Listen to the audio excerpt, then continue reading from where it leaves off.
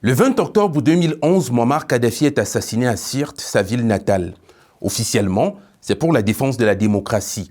Mais quelques années plus tard, Wikileaks révèle au public des milliers d'emails classés et parmi ces emails, il y en a un entre Hillary Clinton et son conseiller Sidney Blumenthal, dans lequel ce dernier donne les véritables raisons pour lesquelles Kadhafi fut assassiné. Il y en a quelques-unes, mais celle qui nous intéresse aujourd'hui, c'est celle-ci. Il est écrit noir sur blanc dans ce mémo que la Libye détenait 143 tonnes d'or, ainsi qu'une quantité comparable d'argent. Tenez-vous bien, selon cette même note, Kadhafi envisageait d'utiliser cet or pour soutenir une monnaie panafricaine qu'on aurait appelée le dinar or et qui aurait offert aux pays africains francophones une alternative au franc CFA. En octobre 2026, cette année, cela fera exactement 15 ans que Mouammar Kadhafi sera mort et que l'espoir d'une monnaie souveraine africaine a été éteint en même temps que son dernier souffle.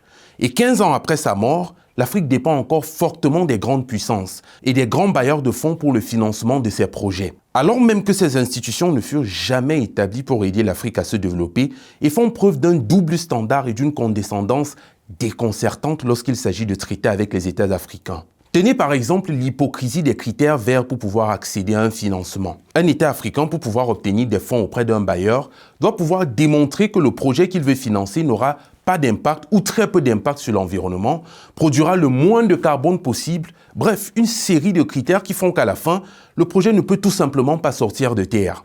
Alors même que l'Occident, pour se développer, a dû faire des concessions climatiques parfois lourdes et drastiques.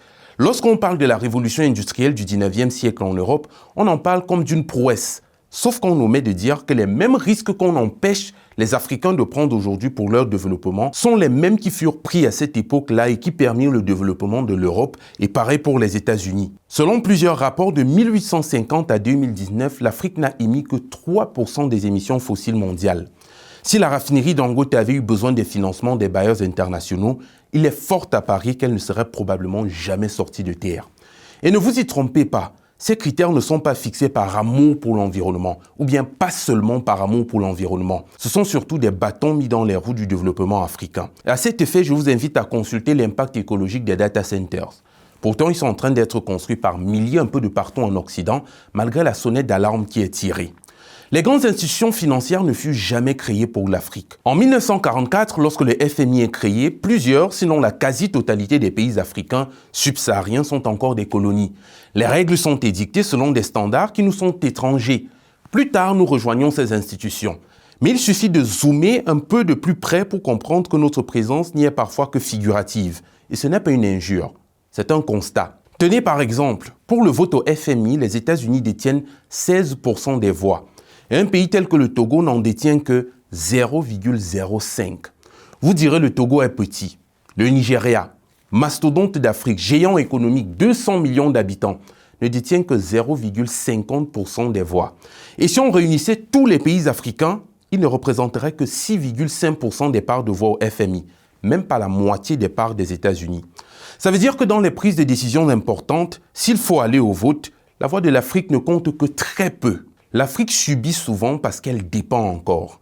Elle dépend des financements, des devises étrangères, des technologies importées, des systèmes de paiement extérieurs et des décisions prises dans des institutions où sa voix reste limitée. Et c'est ce que Kadhafi, malgré toute sa controverse, a voulu corriger en son temps. Aujourd'hui encore, nous avons la chance d'avoir des leaders qui sont prêts à emprunter ce chemin périlleux. Ils sont au moins 3, sinon plus. Et il est de notre devoir de marquer notre soutien à cette dynamique de quelque façon que ce soit. Je termine avec ces citations de Frantz Fanon. Chaque génération doit dans une relative opacité découvrir sa mission, la remplir ou la trahir. À nous de découvrir la nôtre et surtout à nous de la remplir. J'aimerais savoir vos réactions, vos avis en commentaire. Je suis Livingstone Amand, c'était Afo au quotidien. Continuez de suivre Afo Média pour un narratif africain sans complaisance mais sans condescendance. À demain.